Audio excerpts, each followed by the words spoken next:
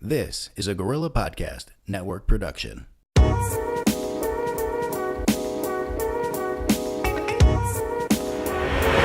Welcome to the Late Night PotLuck Show.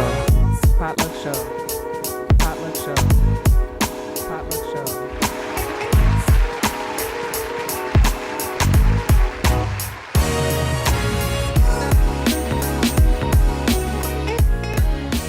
Thank you for joining us. Welcome to the Late Night PotLuck Show, episode 11. How you guys doing? I'm excited. I'm here with the crew. And let's go. Before I begin, this episode is brought to you by A Pinch of Salt, bringing good food to all, by Chef Riel. Chef Riel offers an array of professional services. Looking for someone to cater your event? She's got you covered. If you're looking for to host a fun cooking party for kids or adults, or a private at-home class, she's got you covered. Chef Riel is also specialized in food entrepreneur services like professional culinary training and small business consulting. Check her out. Visit her at apinchofsalt.com, and you can find her on Instagram at apinchofsalt.com. A Pinch of Salt. All right, so let's dive in. What we got, Manny and Riel. The ladies are out today, and let's just talk about what's on your mind. What you guys been up to? Hey, what's on my mind is that I was able to actually relax this week. I had off from the school in the morning, so I only had to work my second job. So that was nice. I didn't get much done though. Right, so the kids are on spring break. Yeah, the kids are on spring break, so I didn't get much done. I was doing more relaxing than anything. But a couple more weeks till vacation, then I definitely won't be doing anything. So that's, I'm excited. I'm excited for our guest today. One of my probably my absolute favorite breakfast spot in this whole area, which I find it hard to get good breakfast food around here, right. Especially on the fly. So that's what's on my mind. What's going on with you, Riel? Well, just like you, I got to relax for the past few days. The day off Friday, and what you do. It's a nice day Friday, so I was ready to go out. Today was just raining, so. Much, but tomorrow's Easter, so I'm excited about having brunch tomorrow. So I'll be cooking something with egg. Speaking of Tasty Yolk, we're here, so I might get some tips from our guest today. Yeah, so well, it's baseball season, right? So we've been working with the kids, spring training before the season starts. Mm-hmm. But the rain is killing us. I don't like to complain because I'm glad we're getting as much rain as possible, because I don't want to get that notice that I can't wash my car later on in the summer. Mm-hmm. So, but it is hurting us. We want to get these kids training, so when we start playing out of town, they're ready for that. Mm-hmm. And yes, Easter is tomorrow. What do you guys typically do on Easter? We go to church in the morning. Go to church, and then after that, I think we're both going to work all day on Monday, so we usually do all our meal preps because we prep for the week, all our meals. So I think we have to hopefully there's grocery stores open tomorrow, especially with Stop and Shop being all shut down and stuff. Right. Hopefully there's somebody open tomorrow that we can go grab all our stuff and then do our meal preps. So we're going to go to Mom's house tomorrow and Same here. Have a nice little Easter dinner. We picked up our last minute stuff before coming here. How about you, Riel? Well, Easter egg hunt for the kids. They're so excited about it, so I usually do that for my kids and have some trivia games. And we get to go to a Easter egg hunt celebration. It's a PotLuck celebration, so everybody excited for the kids. They're excited to get candies and Easter egg hunts. For the adults, they're excited to eat food, whatever people would bring. So it's a share PotLuck event, so that's good. Yeah, my wife usually handles the egg hunt and all the games and activity, and I'll be in the kitchen. They need an adult egg hunt. If I saw a meme, a 420 meme. 420s. An adult egg hunt. Yeah. How about yourself, Eric? Well, I'm just listening, and it sounds like everyone's been chilling. I've been running all week, no relaxing, but and then Manny, you're a little wild waiting till Easter Day to get your shopping done because you're gonna get smoked tomorrow. Who knows what's gonna be left? Yeah, what, we didn't plan for it. We didn't think about it. For us is we just go through our week, because we, same as yourself, we work all day, that we just don't think about the holidays that are coming up and things of that sort. So we're like, oh wait, we're both working Monday, we have to go Sunday. Crap, it's Easter. For sure. So I went today real quick. I had grabbed all this stuff and ate it for like our breakfast smoothies and stuff, but man, the grocery stores were crazy, especially in Stratford.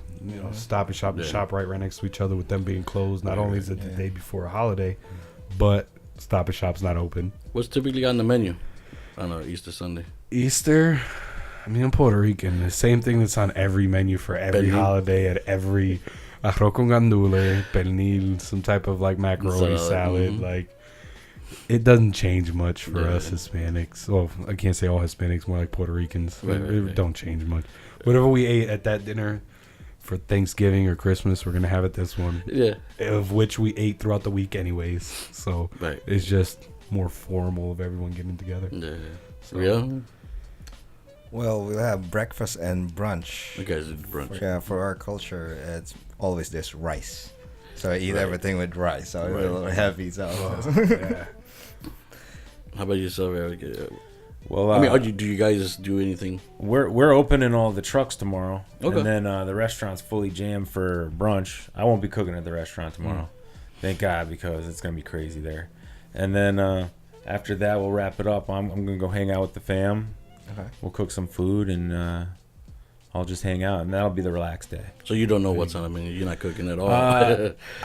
I'm not cooking, but my mom, she likes to cook a lot, so she's got a huge menu. I had to cut it down with her. She was going over it with me. She's like, "What about this?" I was like, "We got to cut it back a little bit." We have some people coming, but she was ready to cook for like 80 people. There's just not that many people.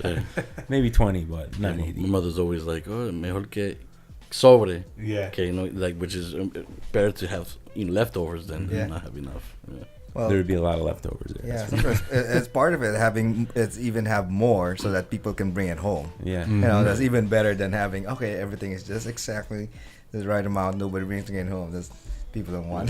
There will be leftovers at our house for sure. But, she loves to cook, so I might have to make a stop at the Felitto house. It may make it to the Tasty Yolk. It will. That's where most of my specials come from. His mom, anyway. I just twist them out, great. Nice. Well, real quick, shout out to our cameraman. He came out to help out. So if it's shaking, we'll blame him. So basically, if you're listening, we'll be putting content on IGTV and YouTube. So keep an eye out for that, guys. So let's move on. Riel, I see some treats on the table. All right. Let's talk about it. So what I have today is just a spread. So typically, the common spread is like cream cheese would be a popular spread, and one of the common flavored cream cheese would be with salmon. So it's like some people like it with lox, with cream cheese. And that. So this is my version of that. That's my my version here is, instead of using salmon or lox, I used dried herring. So that's common. That's a common food in the Philippines, and I use that. Normally we eat that dried herring with rice for breakfast, but here I just thought about using that and substituting the salmon in the cream cheese, and added some chilies in that one. At the same time, added like citrus, which is, I use calamansi, which is a native citrus in the Philippines. So like I just put a different taste, a different take on that favorite spread.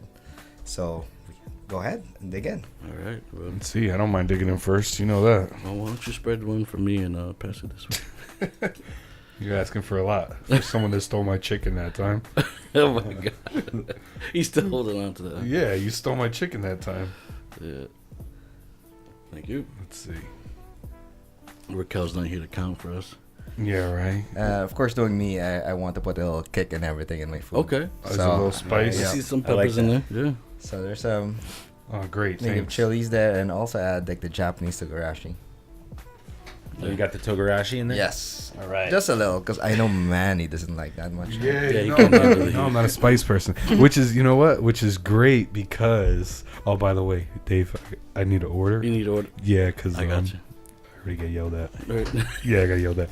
But I was going to say, talking about our guest and his truck, and I know we were talking a little bit about the hot sauce earlier, is that since I'm not a spice person, it's great because the hot sauce that he has on his truck, the orange one, is like it's got like just enough heat for me, but like a ton of flavor, and I love it. Cause like, yeah, throw the hot sauce on there. I feel like the man, even though I know it's not like crazy spicy. So I'm like, yeah, but it's great. All right. I guess I'm sitting in Raquel's chair, so I guess I'll do the counting, yeah. countdown. 3, 2, 1.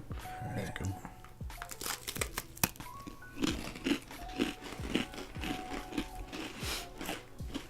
Sorry for the chewing, guys.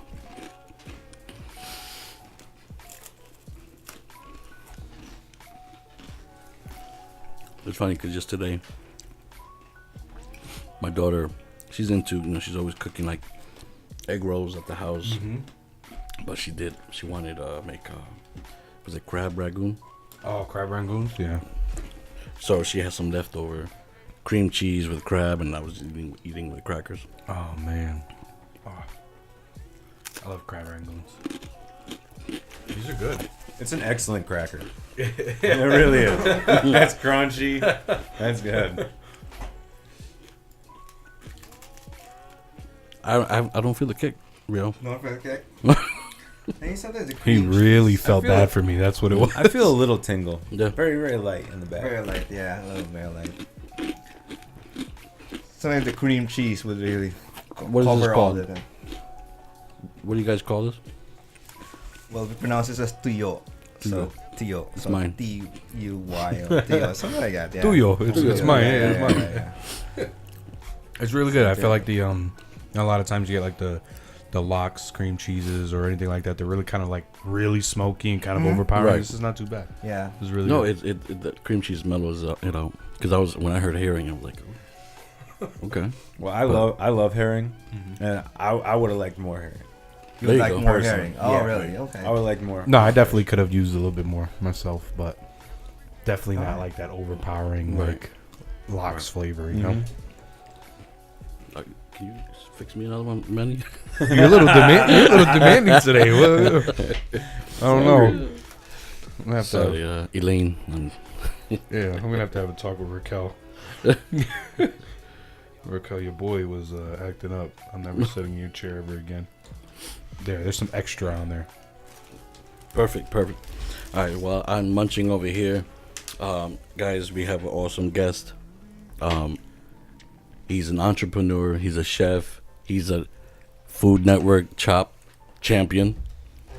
He's awesome businessman. He's got a couple of 3 food trucks out already. From what we learned, he has 3 food trucks and then 1 more on the way.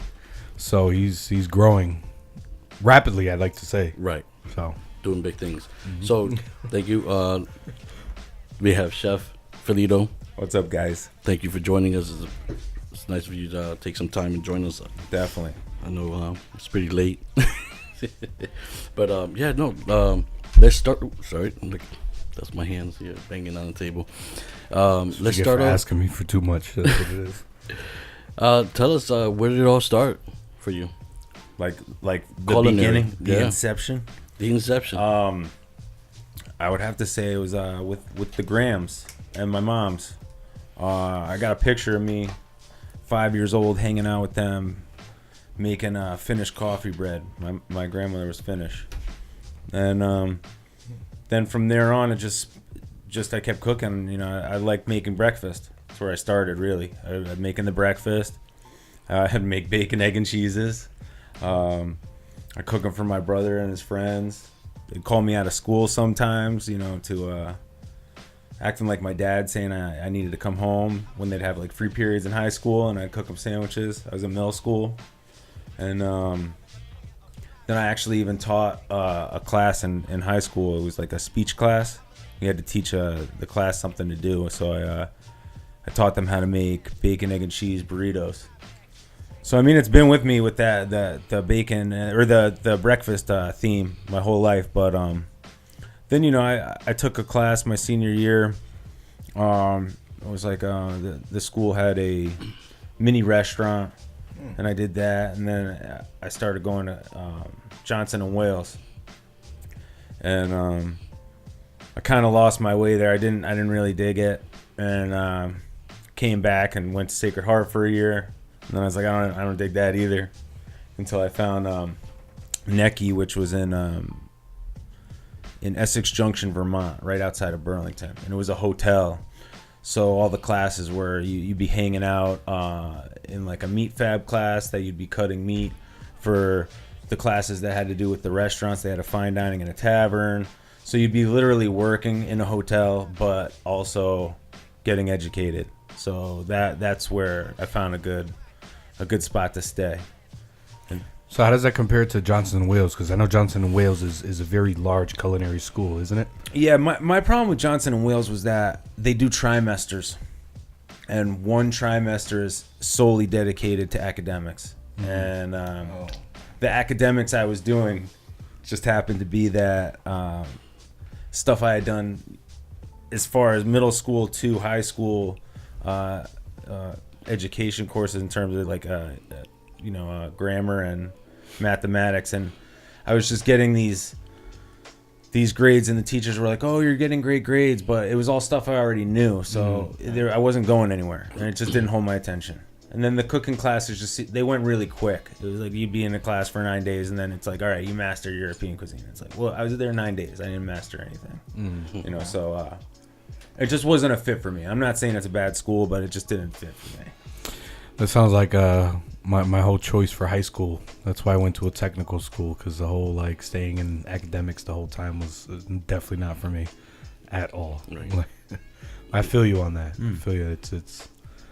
It's for some people, and for others it's not. Yeah, like all these kids in the core teaching methods, it's not for everybody. Yeah. Well, I mean, I didn't mind academics, but I mean that's not what I was going for at that point. Okay. At that point in my career. But the Necky it was a good fit for me. Mm-hmm. I was working in the industry while getting an education.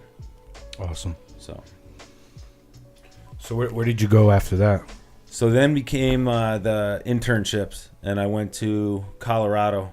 I went to Durango, and I actually I was a sushi apprentice for a Mexican guy named Sergio Verduzco, and it was wild because this guy was amazing. I was in Colorado, which is 750 miles from the nearest ocean, and probably got the best seafood I've ever gotten in my life. Wow. We would get it from Seattle Fish and Honolulu Fish. And I started doing sushi there, and then I took over his hot kitchen. And then we ended up opening a Thai restaurant. And I lived with a bunch of Vietnamese and Thai guys, so I learned a lot of Southeast Asian cuisine, and I loved it. And then my old lady came out there to live with me, and she liked the city, not the isolated mountains, so we moved back here. And then I just picked up a couple jobs around. I was at Artisan in Lascaux, in Southport and Greenwich, the Barcelonas. I was right here in Derby.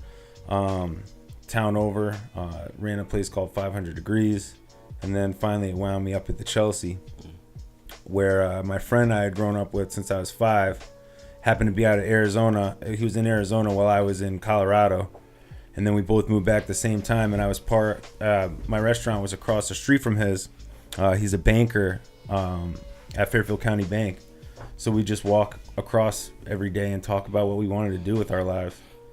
And one day he called me in. He knew I wanted to do food trucks. He said, "Hey man, I can buy these bike trailers.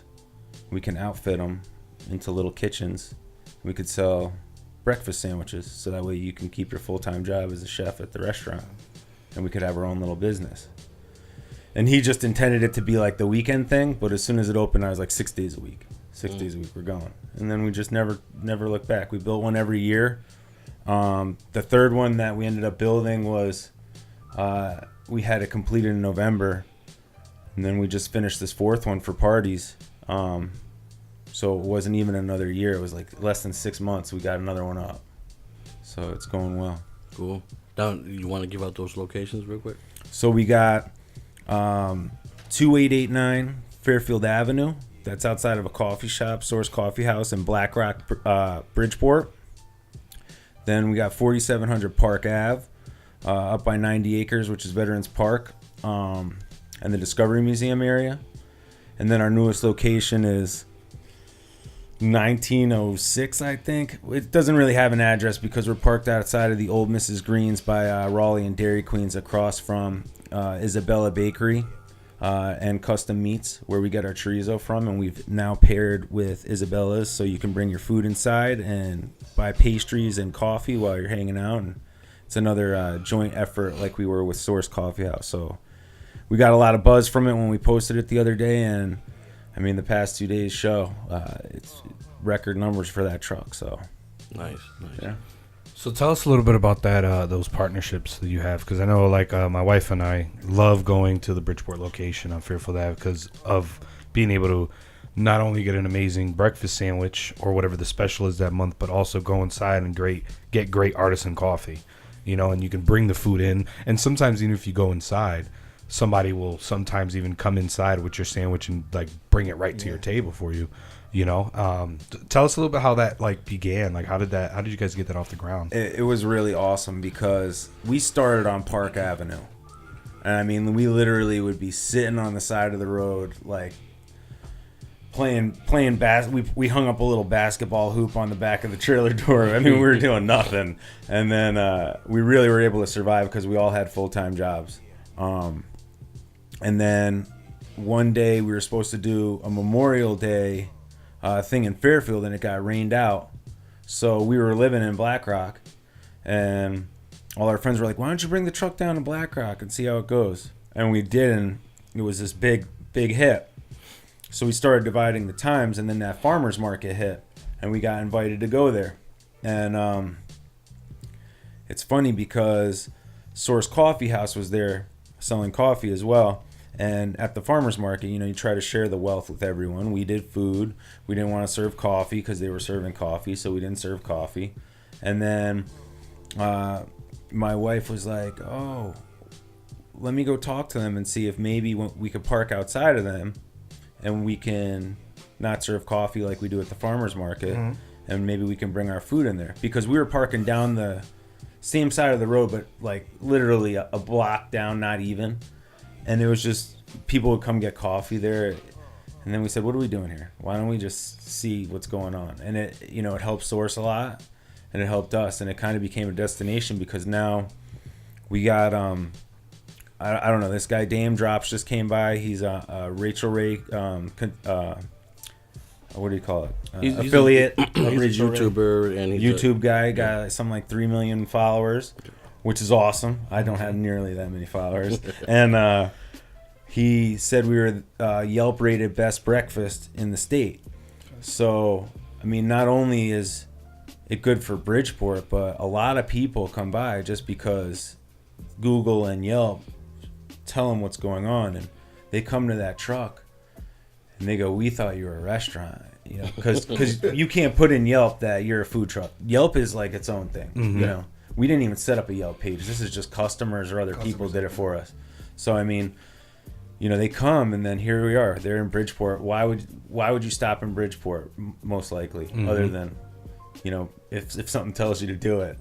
Most people don't go, I'm going to Bridgeport. We had someone come up from Maryland the other day. I thought it was a joke, but they said they saw us on Dame Drops and drove all the way up from Maryland to eat at the truck. Wow. And I thought that was awesome, but a little crazy, but awesome. I mean, I'm not knocking it. That is. Hey, listen, I'm the type of person, if I see something too that I would drive. Now the thing is, you're expecting a restaurant, but then you're having to eat in the car. Yeah, but now you get to go to the coffee shop. But you go to the coffee shop. Now you get a 2-for-1 deal. Yeah. There you go. Yeah, and now there's a new customer in Source, so it just helps. It helps out the people. Yeah, and then also, then we're right next to all these restaurants. And, I patron them, so I'm like, oh yeah, you got to try out the smokehouse over here, Walrus and Carpenter. Hub and Spoke makes their own sausages. You got Fire Engine Pizza, Marty with his fire trucks. So, I like it because I'm on the street, and then, I get to be able to also, help out the area because I love Black Rock. It's like its own little area, it's its own little city. It's great. How does that relationship work between the other restaurants? Because I know there's certain places and certain restaurants that will fight tooth and nail to get a food truck out of the area because they're saying it's stealing business from them. But how does that work out for you? Well, personally, I don't know what anyone thinks of me because no one has directly said to my face, "I want you out of there." You know, I'm sure when we first went there was some uncomfortable feelings. You know, where setting up a business on the street in front of other businesses, but I like to think that I had some respect, and our group and team of the food trucks had respect in terms of we thought about it, and it's really no one's doing breakfast at that time. You know, we open at 7 a.m. and we try to close appropriately to where we're not going to cross over too much into someone's lunch business. Okay. But if someone's going to get a breakfast sandwich at 12 o'clock, instead of going to get lunch, they were planning on getting a breakfast sandwich. And then, I mean, we don't stay into their services. So we leave early. You know, I have people calling me at 2, 3 in the afternoon on the Tasty Yolk phone asking if we're still open. I could stay open. I could turn it over and start selling lunch, but I don't think it's necessary. And I think that's how it's also keeps a good balance where I'm not stepping on people's toes too much, you know? Have you ever been asked to stick around after the nightclubs? Oh, all the time. All the time. Yo, that would be the best. We can't do it. You know, we're up. I'm up at 4:30 in the morning during the weekdays, and then like tomorrow I'll be up at 5 a.m. So, and then especially with the restaurant where, you know, like I was telling Manny today that, you know, I was up at 4:35 this morning, and I did the truck, and then I went to work and got out at 9:30, drove here, and here I am. You know, it's a long you're day. Back at it tomorrow, huh? Yeah, and then we do it back tomorrow. Yeah. The grind, yeah. But we love it. And that's what keeps you going, right? Definitely. You know, Yeah. it's the love for it, the passion for it. Yeah. Wow. So now, like I mentioned before, you're a Food Network Chopped champion. Chopped. Yeah. So when did that happen? Was that before Tasty Yolk or? That was in the middle of Tasty Yolk. I was at the restaurant one day, and one of the servers was like, "Hey, there's these people on the phone. They want to talk to you." So I answered the phone, and they said they were with Chopped, and they said, "Do you want to be on Chopped?" And I said, "Yeah." And so they were like, "All right, awesome, that's great." And then they had me send in like a face, a headshot, and a resume. And then I sent it that night after work, and then the next morning, like 8 a.m., they called me and they said, "Come to New York City, to Manhattan, and do a camera interview." And I did that for like 2 hours, and then I just kind of waited. And then 3 months later, I'm in the gym, and they're like, "We want to do a bio. We're gonna come to the restaurant and the food truck," and then they gave me a compete date.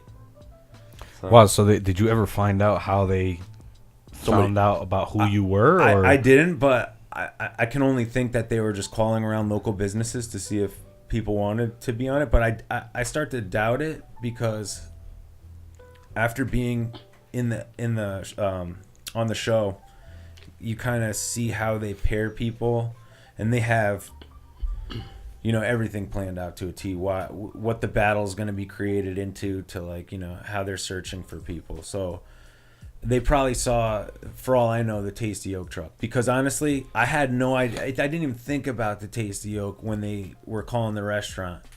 I thought I was going to compete in Chop. I didn't find out it was a breakfast battle until right before I opened my basket. Because I was at the restaurant when they were doing the bio, cooking octopus and pork chops. And then they said, "Okay, let's go to the truck, make a couple sandwiches."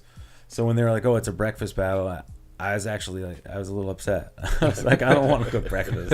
I mean, I love making the breakfast sandwiches, but I did brunch for like 10 years straight every Sunday. And I had just stopped doing brunch, and I said, "No, I'm going to cook breakfast battle." I was like, man.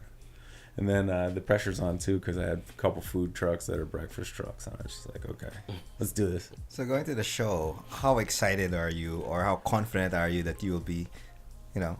Well, I had no idea what going to the show was like. I mean, my girl had brought a mystery basket the night before to the restaurant, and I like ran around for 20 minutes, like acting like I was on the show, and the servers judged me.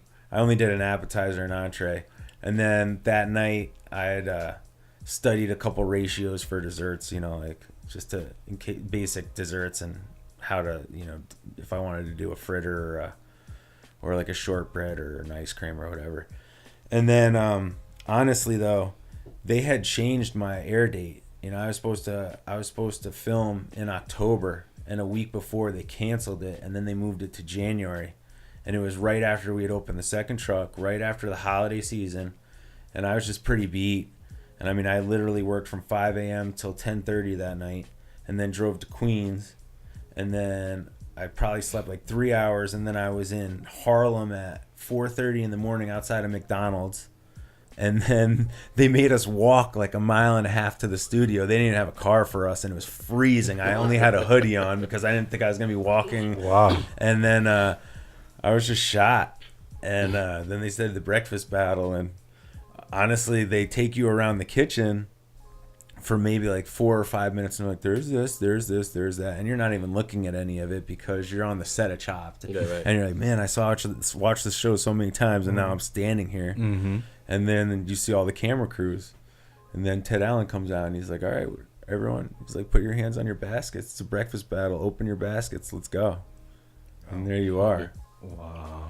So it is a completely it's a mystery for sure. Mystery, literally up until you open that basket. I swear, when I opened the basket and they were like, "You're gonna open it and go," I was hoping they were saying we're just kidding, because I thought they were gonna let me look at it for a while and like maybe 5 minutes, you know, like mull it over a little bit. But it's not like that at all. It's you open it and you go.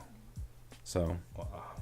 That was like 3 rounds, right? 3 rounds. Three rounds. I actually thought I got chopped the first round, to be honest. My cooking theory went totally out the window. You know, I'm putting like food in a cold pan, and I was just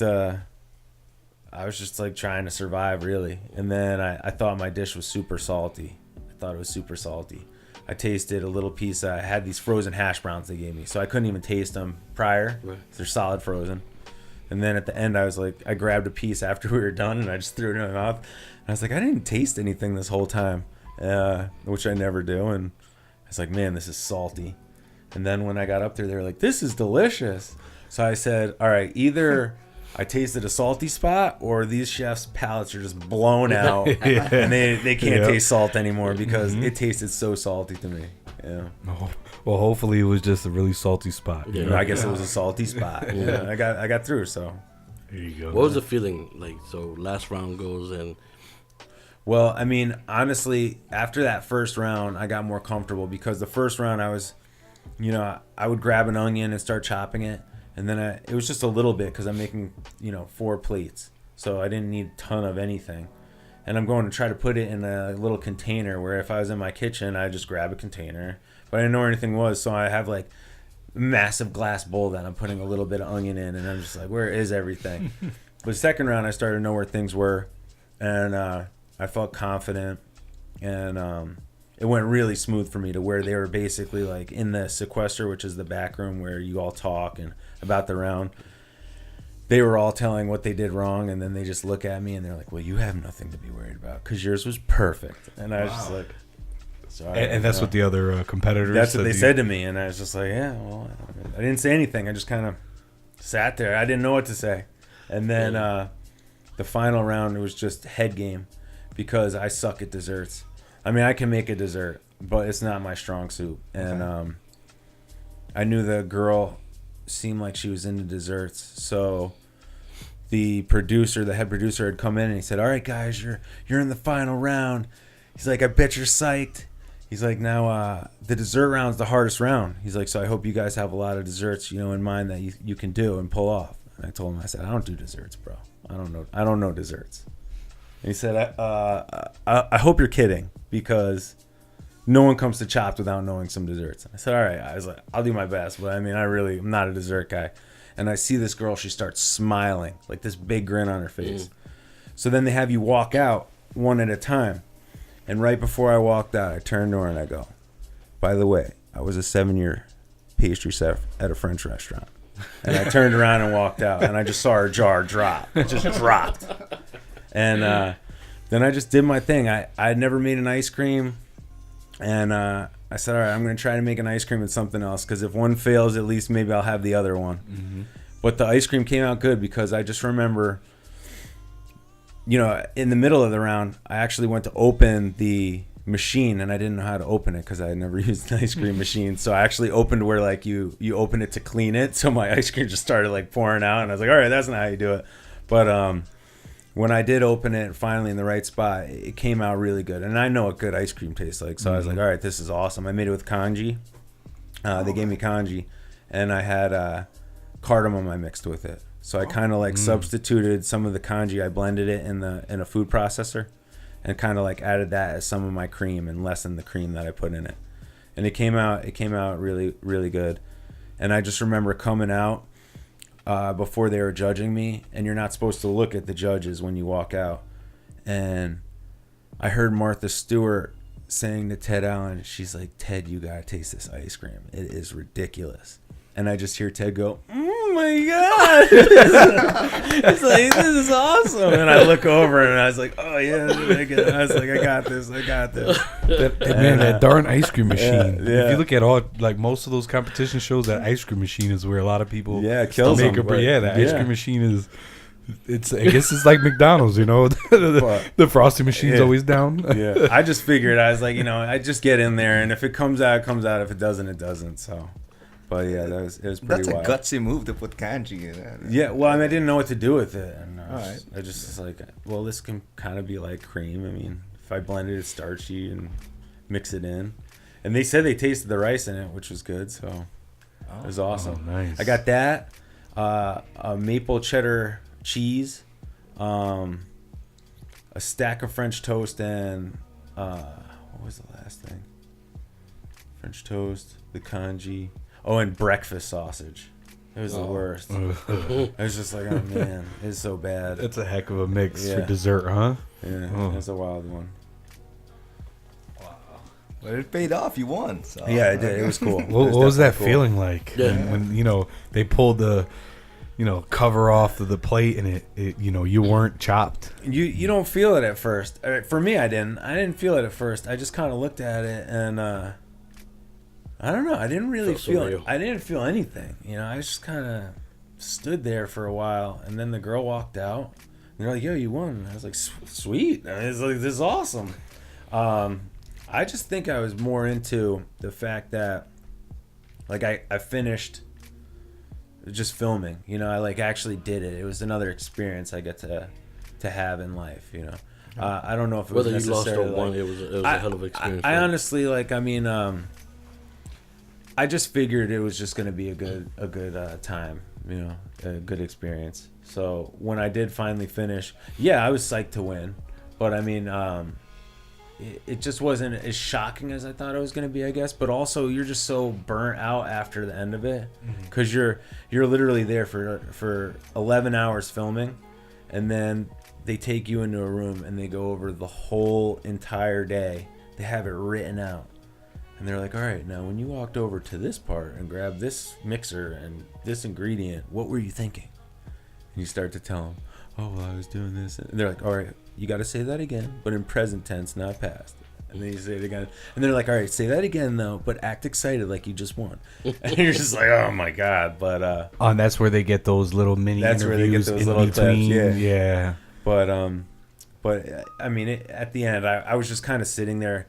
It was just more like a shocked feeling, It was a shocked feeling. I was dazed, a little shell shocked, and then also just maybe just so happy that I wasn't even able to express how happy I was. It was just like that gratifying feeling, like, wow, all the stuff that I think it was more for me, like, it felt like all the stuff I had done in my life kind of culminated in one thought, and was like, wow, this all just led to here, all these like strings of events. And it's like how grateful you are to have had those experiences get you to that point where you were actually able to go on a show that you watched and then not only participate but win.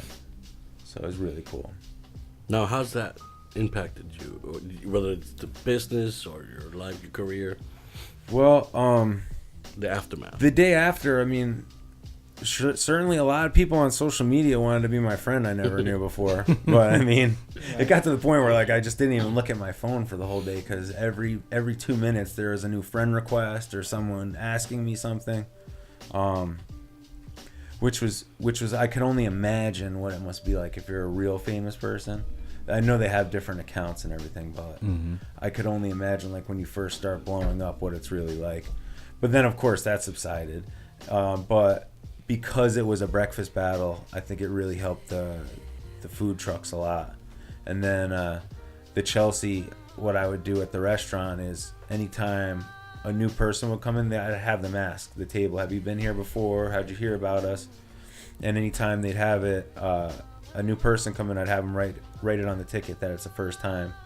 And whether it was because it was just their first time or because they saw the show. And we had a lot of people come in because they saw the show for sure. Wow.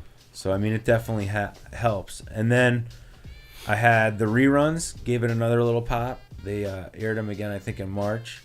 And then I can't believe how many people have come to me and say, we saw you on Delta when we were flying. Until I took my trip to New Orleans a few weeks ago, and we were on Delta, and sure enough, there's 3 episodes to choose from, and mine's one of them. And then you're kind of like looking around, and you're like, you know, seeing who's watching it on the plane. And then my wife had turned it on, and we were sitting next to this guy, and he's just sitting there, and she's kind of like nudged him, and she points to the screen, and he's just like, and then she points to me, and he's like, oh man, it's you, and he starts freaking out. So it was pretty fun.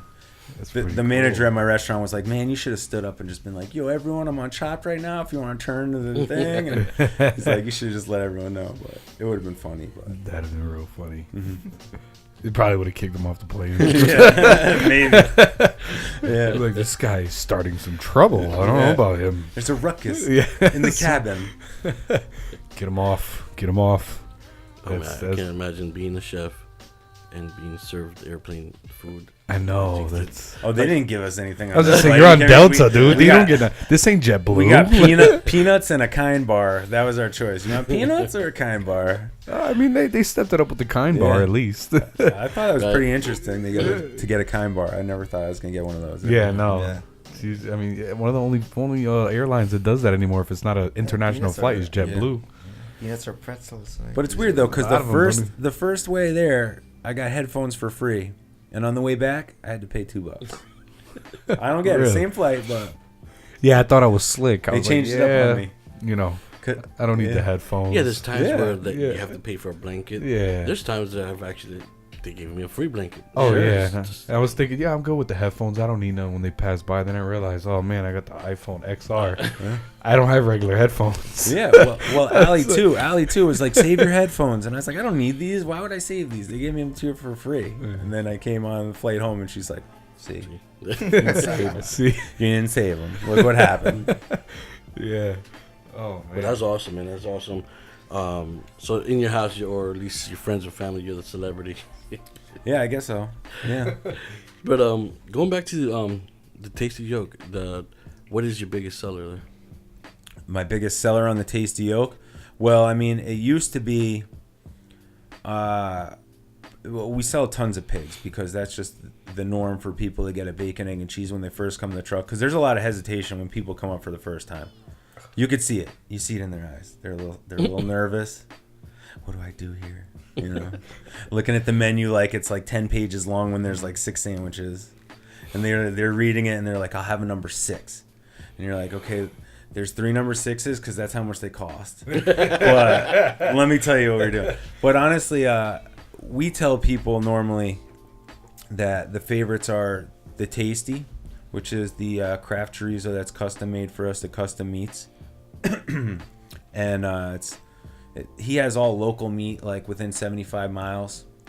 And this pork happens to be wild egg, acorn fed, and it's just it's a delicious chorizo mixture. And it's not a spicy chorizo like a Mexican chorizo. It's more like a Spanish style chorizo.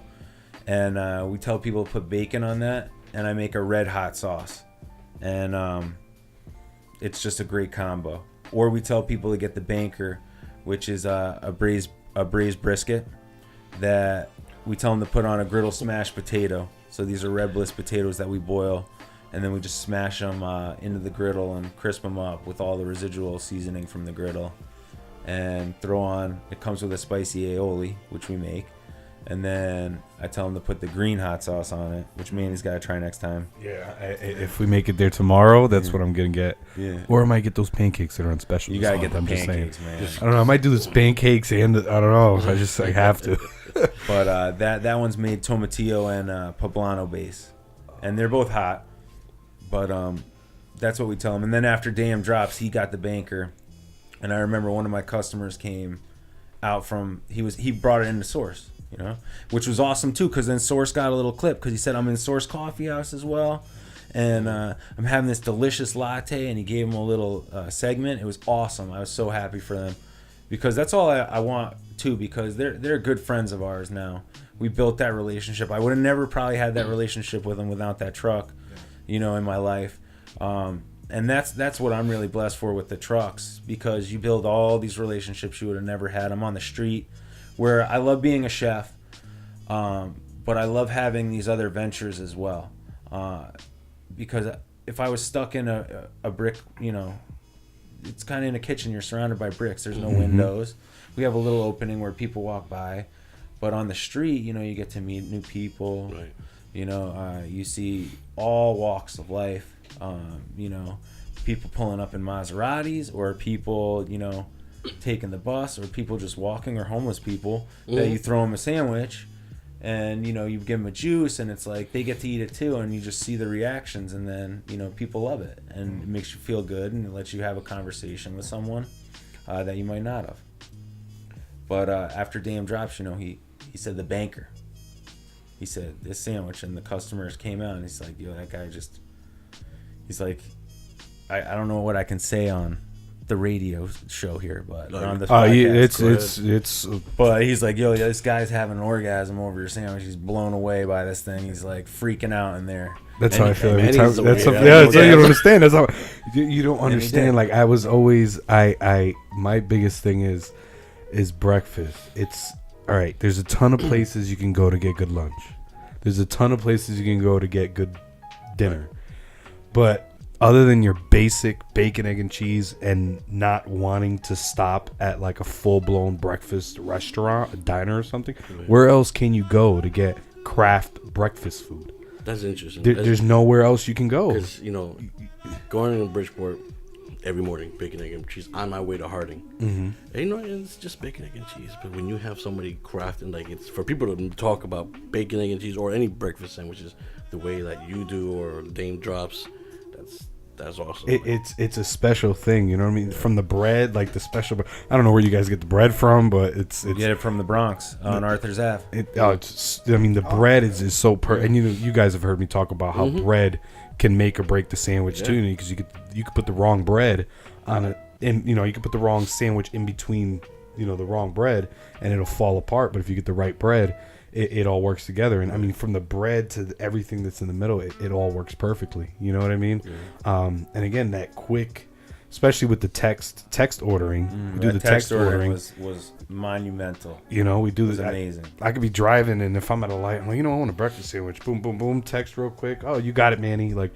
and that's the thing too. Like, they get to know their customers. Okay. You know what I mean? Like, I'm not sure if that's your wife that's usually on the truck That's with her, you. yeah. We do the Black Rock location. Yeah, so she's like, she knows my wife by name, like first name, she sees her, knows her, like, and I've noticed that they try to do that with everybody. Right. You know what I mean? They try to do that with everyone who does come normally. You know. So this thing, you text it, oh, you got it, like, oh, cool, it'll be ready. You pull up, get your breakfast, like, again, go get some coffee, and it's a great thing. Other than having to get that, you know, the basic. And listen, growing up, bacon, egg, and cheeses, they were lifesavers, $1 or $2 when you know, at the bodega or whatever. Right. But I mean, when you really want a good breakfast sandwich, this is the place you'd have to go to. Well, what also makes us lucky is we use really good ingredients. You know, that we take time and care to make and source. And you know, bacon, egg, or breakfast sandwiches in general, or eggs in general, they're very temperamental. And then you throw a huge line and you're getting swamped. Man, you can overcook an egg like that, or someone doesn't want it runny, or whatever. But the beauty of it is, okay, maybe I don't make a perfect egg every time, which I don't. It's not easy to do. There's some people that like it softer, and I have overcooked their eggs before. I'm not a perfect machine here, but the whole thing is that with those ingredients, I like my egg runny, and I've even had overcooked or not. It's not like it's overcooked. It's just like it's hard or soft or however. It's just I've even had an egg like that, but because it's on that bread and because it's that quality meat and that cheese and whatever sauce you want to put on it, it's not like it's bad. I mean, you really can't be mad at it. Envision my beard all covered. Dude, it's like how are you gonna be mad at it? So think of this too, right? This is gonna be a weird comparison. You might think I'm weird. So I always had this thing. I love steak, egg, and cheeses. Okay. I love them, right? But I don't know if I mentioned it on the show or if I mentioned it prior to the show starting, but I worked at Dunkin' Donuts. One of my first jobs ever. I worked at Dunkin' Donuts. My first legal job. And they had the steak. You know what that means, right? And, right? Hey, whoa. Slow it down. They had the steak there, and it's all fake meat. Like, that stuff's not, like, legit. But I loved the way that the steak was, it's like almost like a patty or whatever, but it was steak. Yeah. You go to a lot of these bodegas, and you get the shaved steak, the ones that go into Philly. But I always wanted that, like, thick piece of steak that went on there without having like a legit like piece of sirloin or something that I have to like chew on the whole time. And the other place that would kind of have it like it, but again, it wasn't like legit. I mean, it's all like processed crap. Was like McDonald's, the way their steak is. Right. And then I get to this place, and he has this brisket on there, and I'm just like, this is it. Like, this is it. Like, this is legit steak. The way that I've always wanted to eat it on a legit breakfast sandwich. You know what I mean? So, like, for me, that hit it out the park. I used to do the Tasty a lot. And I never really went in for the banker until I think you had a special or something one time with it. I think there was like a steak special or something you did one time that I ended up getting it. And then I realized, oh, wait. They have that type of steak on their sandwich all the time. Like, why don't I just get it all? And that's it, with some hot sauce on it, and so now we're good to go. What's is the pancakes a limited thing or is limited? Okay, how long are you doing that for? So we're doing it just for the month now of April, because honestly, once it starts to get warmer, we got maple syrup on the truck right now. We got a wild berry sauce. And then we got a citrus powdered sugar mascarpone. So that's a lot of sweet. And I mean, once those bees start hitting out there, you'll be covered. Like, I think when we sell the lemonade at the farmer's market, they're all over that lemonade. And like Allie has to stick her hand past like 10, 20 bees at a time just to try to fill up a lemonade. So, and then also, I mean, it's tough for us now that it's still cooler. We can kind of leave the batter out that we go through that day. We're only open, 4 hours anyway. But if it gets warmer, that batter it'll just loosen up, and then you won't get that same quality. So it's a temporary thing. How do you come up with the specials each month? Is it an inspiration, like oh man, let me do that, or is it something you actually go in and think about each month? Or customer requested it? So. There's a couple things really. It could either be something like, we talk about with the team, like someone just, we cook on the trucks, but we also sometimes bring our own stuff in, because we want to have a different sandwich than the same thing each day, or we want to change it up. Like I know up on Park Ave, the chef up there, his name's Tommy Barber.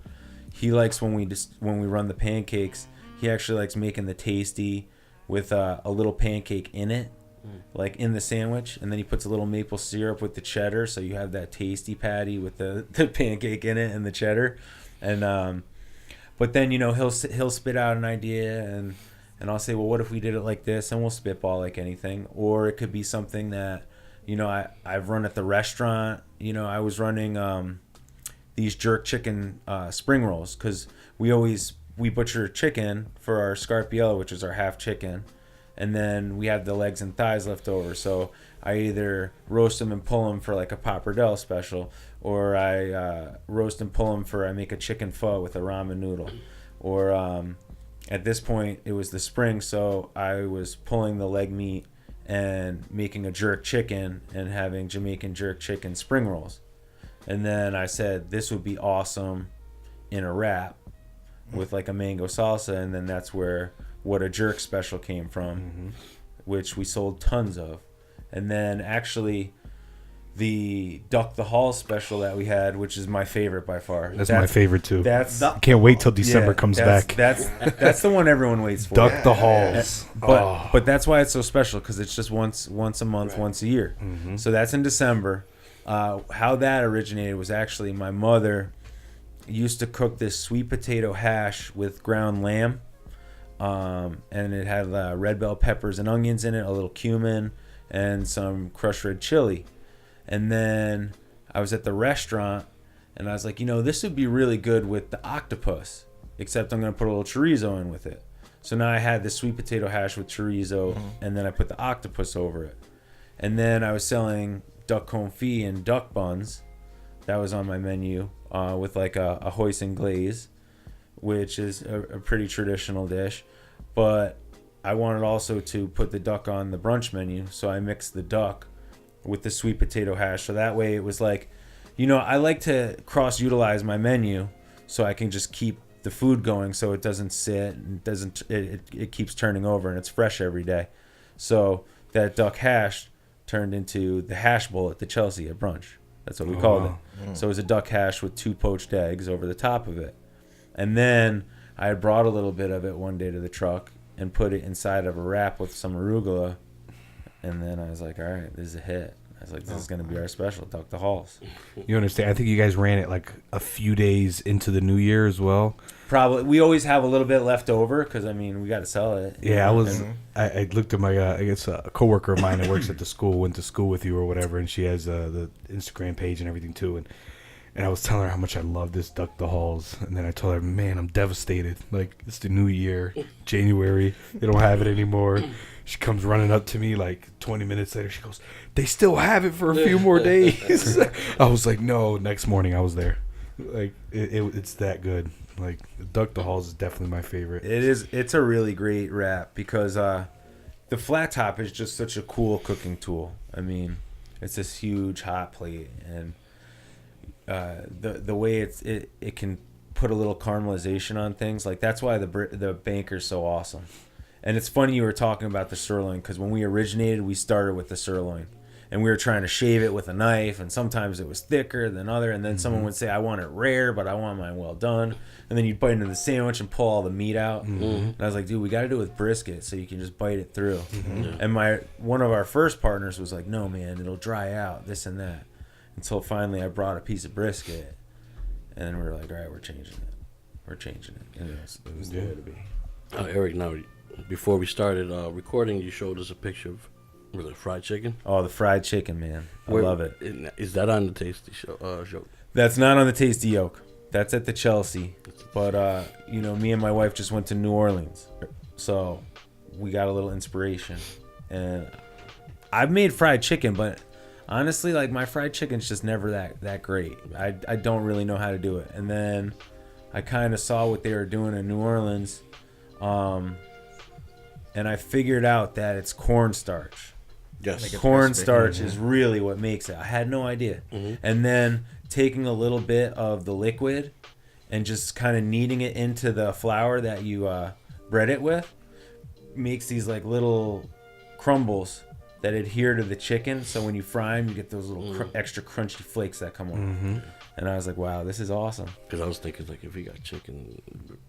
Dude, honestly, the only make thing... some waffles. The only reason I can't do that, we're actually going to put that fried chicken on the menu at the Chelsea for brunch as well. It's going to be the fried chicken entree, which comes over the mac and cheese with the Korean barbecue sauce and the grilled spring onion. Then we're going to do a fried chicken sandwich at lunch. And then on brunch, we're going to do the fried chicken and waffles for sure. Okay. So we're almost wrapping this up, but I wanted to touch on real quick on any on the business side of things. What were some of the challenges you had to face? Well, I guess the challenges that we faced, it's always, see, the thing with the trucks is they grow so organically. Like I said, we had a certain meat a certain way, and that changes because just over time we see how it works. We've made so many little changes But honestly, the hardest part I think about our business is finding a location. Just like, where are we going to be able to park? Where is it going to be able to be consistent to park? You know, because even Park Ave's great. I mean, that is wide open. You pull in, no one's there hanging out. I face a lot of times, I get up extra early in the morning to go down to Black Rock. I live in Stratford. So I drive down, and honestly, I'd say at least 40% of the time I got a car that's either in the spot we're at, so I have to like unhitch it and then put it on a wheel and push it by myself in the morning and pull it into a certain location, or you know, a car will be parked like right where I can't just pull up, so like now I'm trying to parallel park this trailer, and granted I'm like, you know, one hand over my eye, like half awake, you know, just got out of work 3 hours 4 hours ago, and now I'm here driving a trailer in the morning. So I mean, it's a little difficult, and then when you're parking on the street anywhere, it's a little difficult. But business really is, for me, and at least my partner, I think can say the same thing. It's about being there, you know. You just got to keep going at it. Did it come naturally though, like, or did you have to like really? Well, like I told you, I mean, we were sitting outside, you know, twiddling our thumbs for several months until people took notice, you know, where a lot of people give up. And you know, I can't say on the hardships that I would have had, say I was just trying to open the egg truck and didn't have my full-time job, and Mike wasn't a full-time banker, and you know, our other partner that we started with, he was also in the restaurant with me, so we all had full-time jobs. But if I didn't have that job, I would have been suffering. I mean, I don't know if I could have done it. Right. So I mean, but then again, like, I don't know how many people want to, you know, work a full-time job and then try to run a full-time business. Yeah, You know, it takes a lot.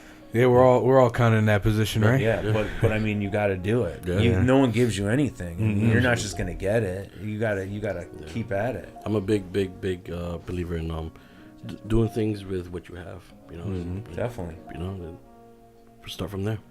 But I could tell you one thing about the business, though. For us, it's about the relationships we build, because it's just natural for us to help any way we can as well, because when you have a business, you have the opportunity to also help other people. And that's like a big thing with our business. We're all about trying to help the other people, you know. There's plenty of huge businesses, you know. I know the Stop and Shop thing we were talking about too, like, is rough, but I mean, something as simple as a friend that I went to school with called me up. She said, hey, these people are out picketing, you know, can you please bring them some sandwiches? And we were like, yeah, we can bring them some sandwiches, no problem. Nice. So we bring them some sandwiches, you know. But there's always going to be some people who are like, why are you doing that? You know, why are you doing this? But, you know, think about it. I mean, we're middle-class people, and then you got the 1%. Like, I mean, there's that many people picketing.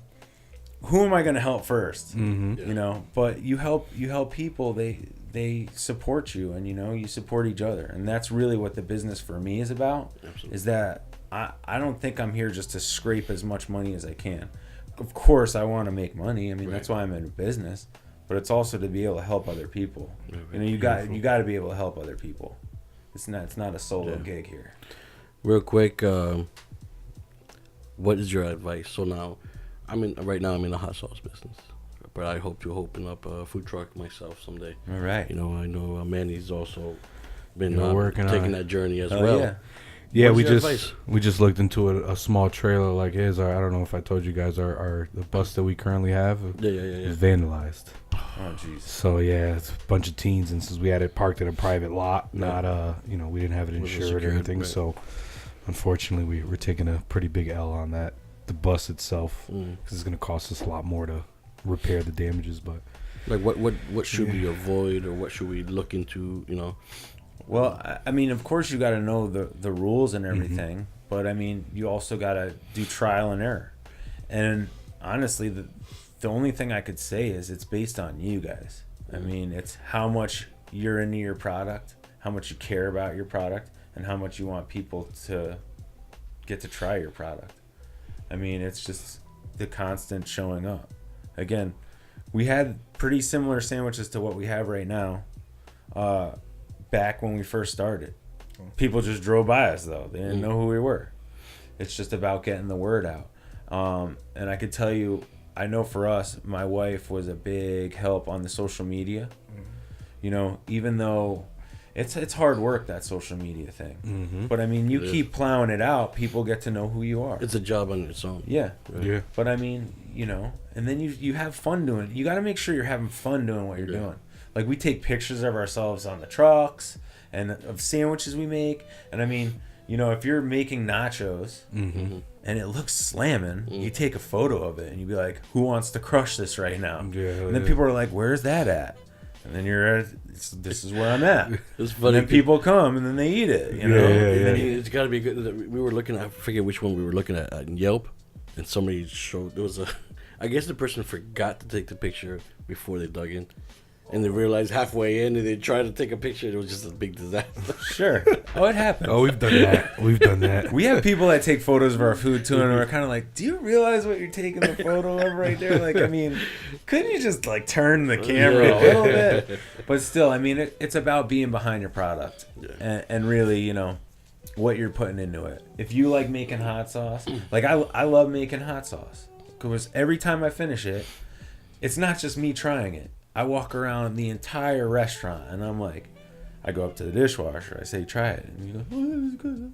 And then I go up to the grill guy and the salad guy and the servers, and I have everyone taste it because I'm proud of it. And, you know, sometimes they say, hey, it needs a little more salt or this or that. And you got to be open to that as well. And, you know, there's going to be people who think your nachos suck. And there's going to be people who think they're awesome. And you can't let either one of those phase you. You just have to know, like, you know, that in your product. This is yours and you stand by it, you know. But if someone does give you advice, you might not change it completely to what they're thinking, but you take it into consideration. And you can't be stubborn either, you know. Exactly. You got to be open You to know, adapt you got to to be it. open. Yeah. You know. So, Eric, tell our listeners how can they find you on the social media? You can find us at the Tasty Yolk on Instagram, and the Tasty Yolk on Facebook, and then we also have the tastyyolk.com as our website.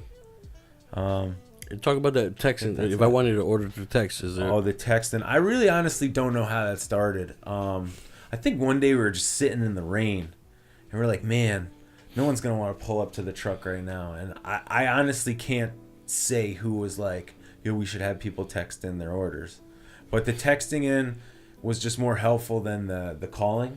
Right. Because sometimes we can't answer the phone. We're so busy. I mean, we're not going to have 3-4 people in a little trailer. You know, we do what we can. Sometimes people got to wait a little while. If you don't want to wait, you come back during the weekdays. You don't hit us up on the weekends. But I mean, with a text, it sits there until I look at it or my wife looks at it, and then the order's there. So you can't say, oh, I said 2 eggs with sausage, you know, It's and written. this. Yeah. It's like, By you. well, you said this. If you messed up, that's fine. We'll make you another one, but you got to wait a little longer. Yeah. You know, Now, but that number's on the but- website though, or the numbers are on the website. My girl always posts on Instagram and Facebook too, the locations and the numbers with it. But yeah, you could Google it, you could Facebook it, website it. The numbers are blasted everywhere.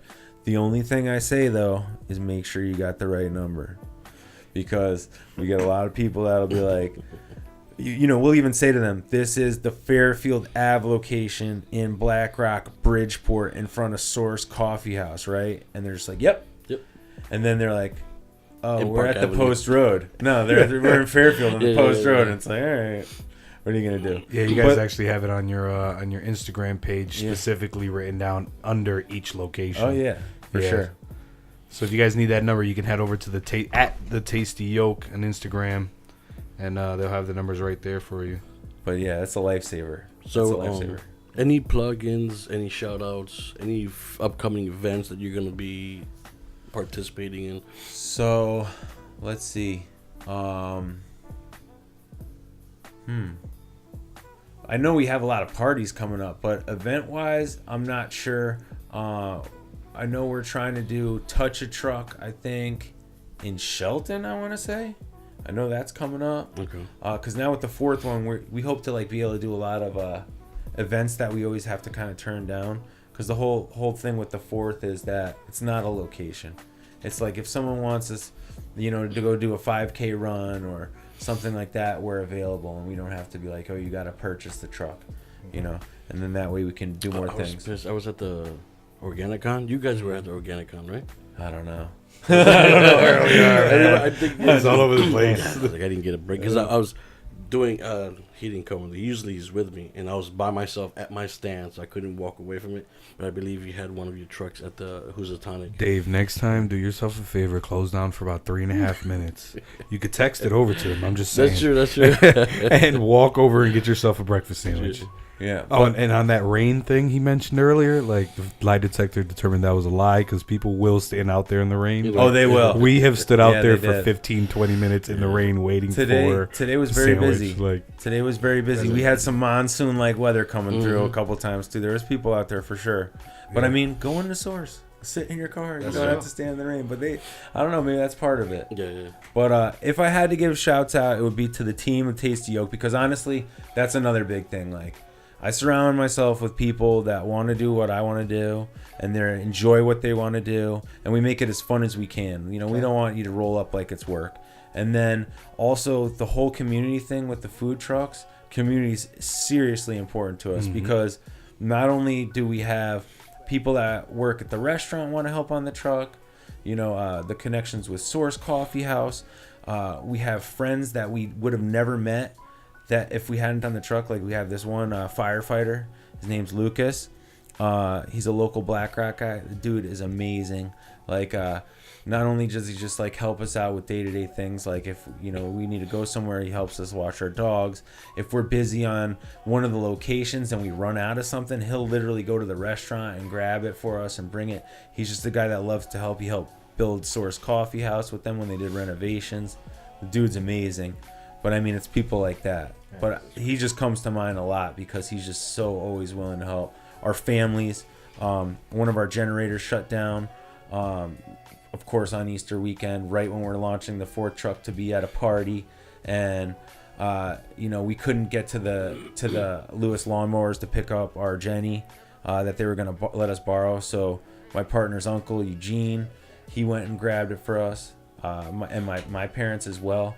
They've been supportive of us, and you know, there was a time too where I didn't order enough brisket, especially after Dam drops when they just started rolling in, and everyone wanted a brisket sandwich at that point. And my parents literally went up to, I think it's West Haven, where City Line was at the time, to grab me a couple brisket. I mean, they go out of their way to help us because they know how driven we are and how important it is, and how much time and effort we put into it, how much we love it. And they love it too. You know, they love seeing us succeed. And people seem to be more on the side of like wanting us to grow more, because I think we're growing in a positive direction where we're not just like growing in a take over the world kind of direction, you know. Talking about growing, is brick and mortar ever? Do you see brick and mortar in your future? I'm at a brick and mortar. I'm at the Chelsea. That's my brick and mortar. Tasty Yolks are, for me and our team, I believe it's just a better experience that the trucks are the way to go for us. I mean, they're mobile, they're on the street, and honestly, I just think the interaction's better with the public than if we made ourselves a standalone restaurant. But you never know. You never know what the future brings. You never know what laws change, who gets angry, who doesn't want you there. Maybe we get a brick and mortar. You never know. Right. I can't. But for future plans, as of right now, we don't see a brick and mortar. We just see more of the trucks. You know, get out to more people. Awesome. Riel, any plugins? Any future events? Upcoming events? Nothing much. I want to try the Tasty Yolk again. I tried the chorizo before. Cool. That's the first time I've tried. So I tried the, especially that Dr. Hall's. Dr. Hall's. Yeah, you gotta wait till December. You gotta wait till December. I have to wait till December. And then Good but things then, come to those who wait. But then not too long after, you get the corny yolk in February for St. Patty's Day and all that. Okay. Oh, it's even great too. But yeah, you gotta go give it a try. I have to. How can they follow you, Riel? Well, love the Kick Snacks on Instagram. So just follow me there, and just follow, and watch our products in your stores near you. Manny, how about you? Plug in Tasty Yolk. There you go. Once again, I'm telling you, I love this place. I hope everyone has a great Easter weekend. By the time people hear this, it had already passed, but I hope it turned out great, that you ate a lot, and that you enjoy time with family. You can follow me at _DealFridge on Instagram, and then at Tres Gorditos LLC. That's our business page. Nice. Cool. Follow me on Instagram and on Facebook with Dave's Angry Sauce, and check my website out, davesangrysauce.com. You can pick up a couple of bottles of hot sauce. We got some cool t-shirts and hats. Also, we're working on a website, LateNight PotLuck website. You'll be able to purchase your gear there and listen to the podcast there. And that's it. Like Manny said, enjoy the weekend. Happy Easter. And tune in next episode. We have Tori Brown. She owns Bell Breakfast in Norwalk, and she has see if I pronounce it right, Mama hot sauce or Bama hot sauce. So she's You said Obama hot sauce? Or? Bama. Bama. Obama. We'll figure it Bama out. hot sauce. Oh, okay. Bama. Anyways, thank you to Chef Felitto Thank you guys. for joining coming us, on yeah. the show, especially after a long day. Yeah, definitely. All right. Thank you for joining us. Tune in on Monday. Peace. Peace out, guys. See ya. Have a good one.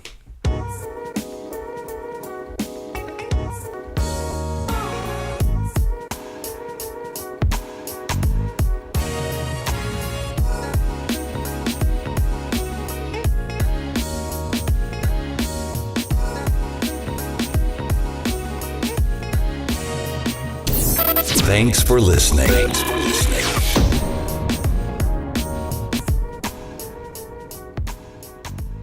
Be sure to join us next time. This is a Gorilla Podcast Network production.